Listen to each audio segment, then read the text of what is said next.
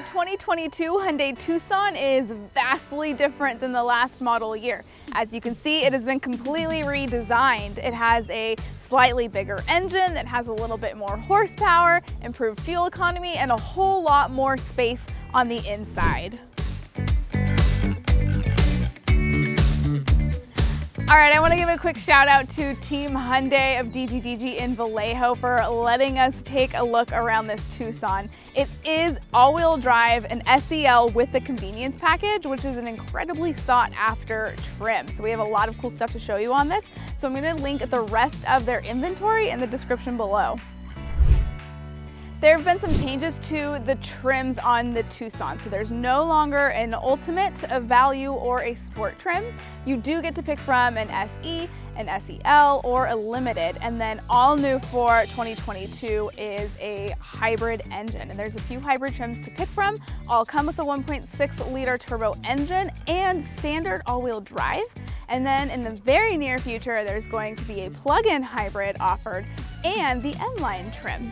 And then this year, the starting MSRP is just a tiny bit higher than last year's, around $24,900. This new redesign gives this crossover a lot more personality. I think that in the past, they're all starting to look a little bit mousy, but now it's looking a lot more aggressive, especially with the style of these headlights. And you do have functional vents down here next to your fog lights and just a really, really nice looking grille. They did get rid of the 2.4 liter engine that was paired with a 6-speed automatic transmission and replaced it with a 2.5 liter engine with an 8-speed automatic transmission, which is exactly how you're getting just a little bit more horsepower and some improved fuel economy. You'll get 24 miles to the gallon in the city and 29 on the highway, of course, all depending on those driving habits. And that's specifically for this all-wheel drive, which is optional. And then you'll have 187 horsepower and 178 pound-feet of torque. Because this SEL has the convenience package, that means you get upgraded 19-inch wheels.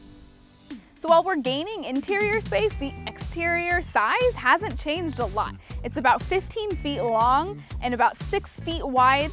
And then for reference, I'm 5'1", but I'm cheating. It's about 5'4". So even if you fold in these mirrors, you shouldn't have a problem fitting this into a single car garage or a tight Bay Area parking space.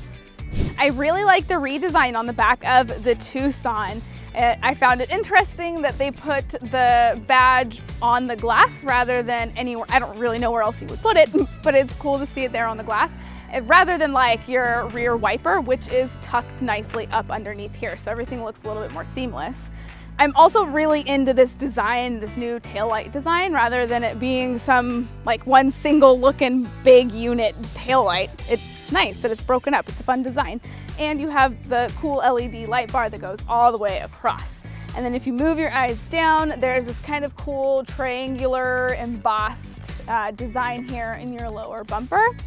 And because of the convenience package, you do get a power lift gate, which can be opened with your key fob or just like that with the button. Now, if you need something that has a ton of space, and I mean a ton of space, this is a super good option because it has that. You'll get 41 cubic feet of space behind the rear seats, which you can easily drop down with a lever right here. And they do fold completely flat. And with the rear seats down, you'll get 80.3 cubic feet of space. You also have a dual level cargo floor. So this whole thing right here can be pushed down just to give you a little bit extra space if you need it. And of course you do have your spare tire right down there. And there's also a 12-volt power source on the inside. So if you want to charge something a little bit faster, or if you're tailgating, you have some power right there. And of course, you do have your little button to close your lift gate very easily. Making our way inside and into the second row, you'll get a ton of space.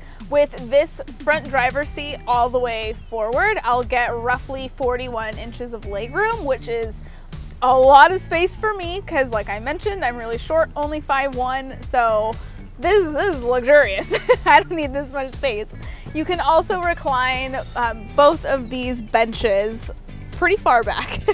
And then another cool thing, you do get 2 USB ports back here for this year. Last year you only got 1 and had to pay extra for a second one, but now you just get 2, and I think that that's convenient, so you don't have to hear kids fighting in the back seat over who gets to charge whatever device.